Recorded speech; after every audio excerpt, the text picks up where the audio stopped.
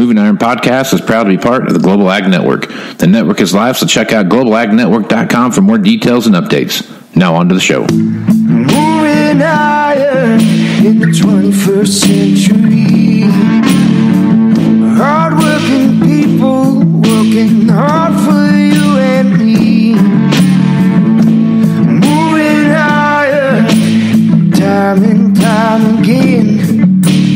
Through the years you'll find us here. Moving iron. Hello and welcome to Moving Iron Podcast Tax Moves with Glen Birnbaum. Glen, how you doing today? Hey, good, Casey. It's just came up a little bit of a rain here, so we're still out of the fields in our area. But yeah. So I've unfortunately been reading some tax stuff today, So that sounds like a great thing to do on a rainy day. Read some tax code. That's exciting. Yeah. So tax day's over with. You kind of got catch your breath here for a little bit, but not totally, because there's still a lot of stuff hanging out there that you don't clearly have defined as to what you can or can't do. So there's going to have to probably be some guys that are going to either the extensions that they file, they're going to have to be relooked at, or they're going to have to refile based on what comes out of this stuff here. So talk about some of this. You brought up before there was some frequently asked questions on the IRS website that really gave you no information. The FAQs. So apparently, I'm not sure anyone noticed this on April 11th, which was the Friday before April 15th. So on April 11th, they released, I think, like 21 new questions and answers. So it's up to like 33 questions and answers on 199A, pretty specific questions. You might think that they would, have a news release or something, but it was, I guess it would have been last Saturday. So it was like over a week that I'm not sure anyone noticed that this, that they had all these new guidance. And then people started looking at a few of the questions and answers, and in particular the last one, question 33, it's causing some concern for pretty much any sort of S-corp business owner that we have that also is covered under health insurance, by their business, which would probably be most of them. Now, we don't see that the answer is correct, and it's a little vague. They say generally speaking, but they almost make it seem like the health insurance that the business would pay on behalf of the owner employee, that's a deduction, right? It's a business expense. It's a deduction.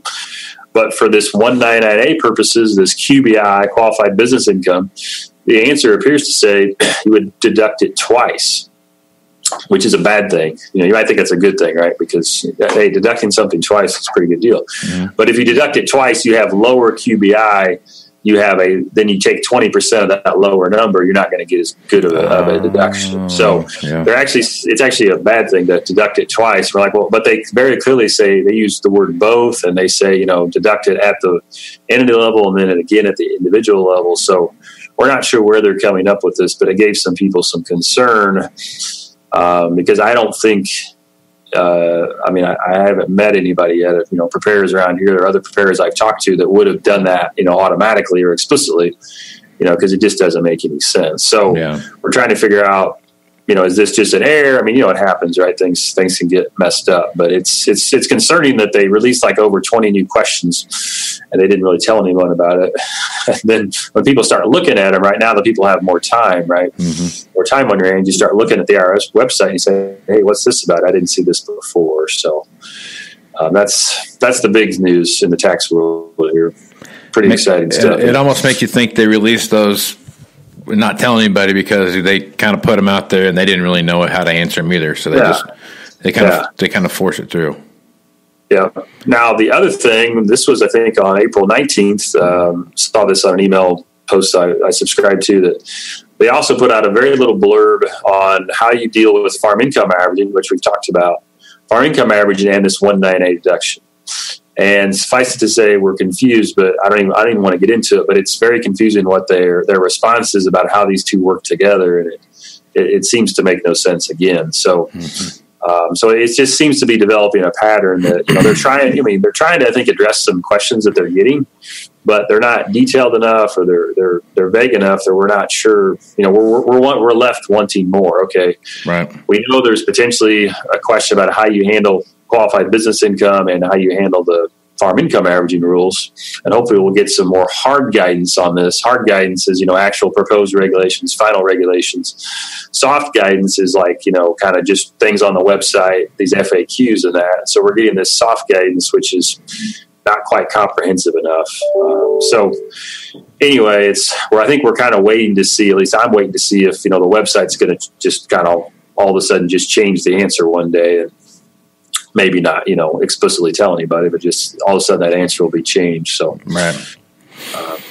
That's a big enough impact on the overall. I mean, especially we're talking about farm income and how co-ops are handled and everything. I mean, it is. Yeah. That's got to be something that they have to be pretty mindful. I mean, don't you think? I mean, you think they're that perplexed by the rule they put up that they can't figure out their own logic? Is that kind of where you're at? I don't know. I mean, it is a little concerning. Now we are hoping to get the proposed regulations on the grain glitch fix here in the next few weeks.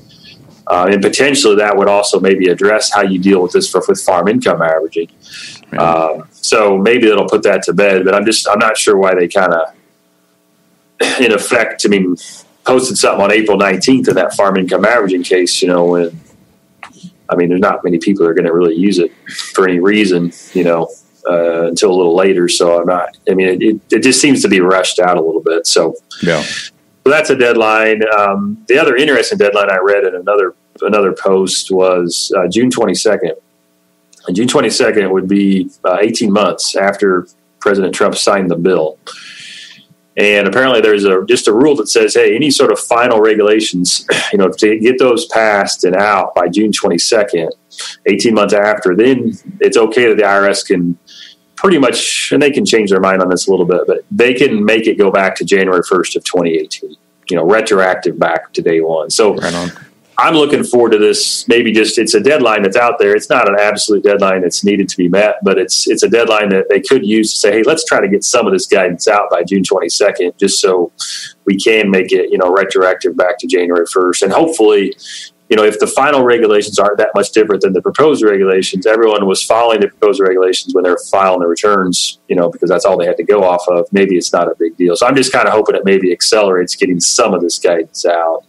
Sometimes you need a deadline, right, to get something done. Get something done, absolutely. So that's still got a couple months on that. So, so what's the idea here? I mean, so this 199A thing has been kind of going on and on and on and on. I guess is it that complex that they can't come up with a suitable remedy to what they created, or is it bigger than that? I mean, I guess I'm confused why it takes so long to get. Yeah, are you talking the grain glitch fix in particular? The grain glitch fix, I assume. Right. Yeah. Right. Yeah.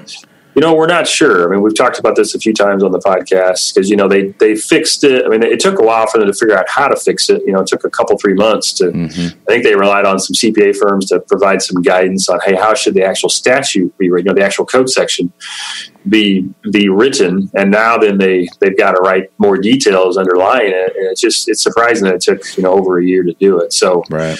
But maybe one of these things is they're trying to deal with how you deal with farm income averaging or something. So it's a little concerning, but hopefully it's just that, despite how significant this is for ag, it's a pretty narrow set of taxpayers, right? Right. In a general rule, they would rather deal with the normal 199A, right, that affects many more taxpayers, and they got proposed regs out and final regs out by the end of January. So that was, pretty good. So that when we were doing the tax returns, we pretty much knew what the rules were. So they kind of put that one on the back burner. Yeah. But who knows? It just gives you a little concern. Okay. One thing that I was curious about that I wanted to bring back up, just had been on my mind here for the last couple of times, and I just now remember to bring it on here, but so I'm kind of putting you on the spot, Glenn. So get ready. All right. If we're talking about the floor plan interest thing, and if there was a tractor trailer involved, and if the tractor part you could floor plan, but there's a different set of regulations and rules for the trailer part of it. Is anything come from that? Anything changed there where they kind of narrowed that out? Nothing yet. That's the 163J rules. They had the public hearing in February. A lot of people wrote in or even testified to that effect, and that's hopefully one of the final regulations that would be out by June 22nd is what I'm hoping. Okay. Because that's a big one. And it probably will be pared back. I mean, what we're hearing is right on the proposed regulations, they make them a little more IRS friendly. Then the final regulations, they take comments and they're going to back off on a few things. And so that's what we're hoping. So there were definitely several returns extended. Manufacturers, we talked about, there's an issue with depreciation. Maybe you don't actually get to add back depreciation back to determine EBITDA, to determine your interest limit. So, we're hoping that we get some guidance on the final regs by the summer. But so the answer is really no, nothing new on that. And likely if it was an issue, you may have extended your return to just to give you more time to wait on the guidance. So what happens with all this here? You made your estimated payment on April 15th, and you finalize your extension, and you do everything, and all those rules and regulations come back out, and you end up owing more than what your estimated amount was, right? Yep. There's going to be interest charged of that, and normal interest rate is about, what was it, 0.5% a month and 6% penalty or something like that? Yeah. So how's that work? Is that you just sorry about it? Took us forever to get that out? They could. It's pretty rare. They could try to say, "Well, we'll give you a pass." If you were, I'm not aware if that's happened too recently, but I suppose it's possible they could grant relief, for manufacturers or certain taxpayers regarding that. But I guess what the IRS might say is, "Hey, you should have just paid in the kind of worst case scenario, right? Assuming you couldn't deduct any of that interest, and then or whatever the rule might be, and deal with the consequences later. Because, if you paid in too much, then you just apply that overpayment right to your quarterly estimates. I mean, they could say that. But yeah, maybe they'll grant relief. It's a possibility. Government, IRS. Don't get me started. Don't get me started, Glenn. Yep. All right, buddy. Anything else going on that we need to be aware of here? Like we talked about a lot of big things that are happening and all the different stuff out there. But you're running around pulling your hair out. Kind of time is over, and now you're just kind of doing the looking, kind of picking up the scraps. So trying to get caught back up. And again, hopefully we'll get some. If we get a little more clarity on a few of these things, then we can really turn our attention to some tax planning, right? Because right now, if we don't really know what the rules are, it's kind of hard to do much planning. So Yeah. Okay. All right, Glenn. Well, lots of stuff going on. Folks want to reach out to you and pick your brain, ask you a question, maybe get pointed in the right direction. How would they do that? Yeah, it's best to call our office here in Heinold Banwart. The phone number is 309-694-4251. Or you can always follow me on Twitter at Glen Birnbaum is my handle. Right on. All right, make sure you guys reach out to him too and check that out on his Twitter handle. There's a lot of good stuff going on back there, and when this one hits, I'm sure there'll be all kinds of chatter about all the different stuff going on and everybody chiming in on that. So I also want to remind everyone to go to globalagnetwork.com, and if you create an account there, you can go through all the content that's there, all the different podcast content that's there, and you can pick the ones that you really want to listen to, and those will show up in your inbox. So check that out as a new feature, and you'll be alerted to when those new episodes hit. So Glenn, thanks for being on. We'll talk to you next week, buddy. All right. Thanks, Casey. Have a good one. You too. Thanks for listening to this edition of the Moving Iron Podcast, now part of the Global Ag Network. If you'd like to continue any of these conversations, you can hit me up on Facebook, Twitter, or Instagram at Moving Iron LLC. You can also send me an email at movingironpodcast@movingironpodcast.com. You can also visit the Moving Iron Podcast YouTube channel and watch Market Roundup with Chip Nellinger, Sean Hackett, and Angie Setzer. Also, Tax News with Glen Birnbaum. Please visit movingironllc.com. Here you can find information, details, and updates for the 2019 Moving Iron Summit in Nashville, Tennessee. If you'd like to support the podcast, you can leave a review and subscribe at iTunes, Google Play, Stitcher Radio, TuneIn Radio, SoundCloud, and globalagnetwork.com. So until next time, let's go move some iron. This is Casey Seymour. Out. Moving iron in the 21st century.